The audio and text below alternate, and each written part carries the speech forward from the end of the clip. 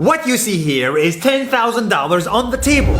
You can take this money as a loan, but I will charge you a little bit of interest rate.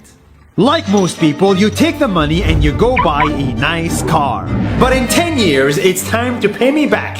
And because of interest rates, now you owe me $20,000 and not 10. You will say, I don't have money to give you. And if you don't, I take your car and a piece of your house. This is how debt works. And after 3 years of traveling the world, I noticed that this is exactly what China is doing. For example, take the small island nation of Sri Lanka. This developing country needs money and China has a lot of it. So Sri Lanka took billions of dollars in Chinese loans. It was easy money just there to be taken. And with that, they built skyscrapers, highways, airports, and shipping ports. The country grew and prospered.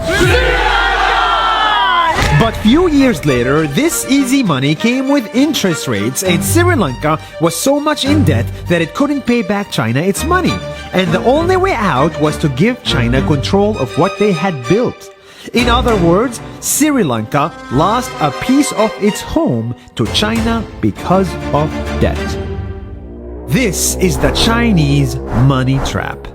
And it's a real thing I saw all over the world.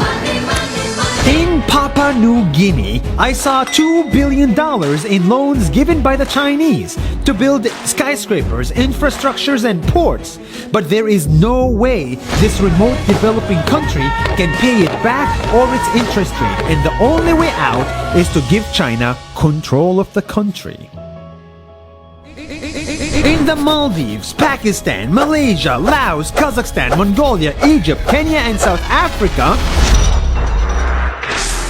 the same thing is happening, and many countries are struggling to pay back Chinese loans. If you look closely, all these infrastructure projects like highways, ports, and bridges connect to China through the sea or through the land to form something far bigger, far more powerful than just a bridge.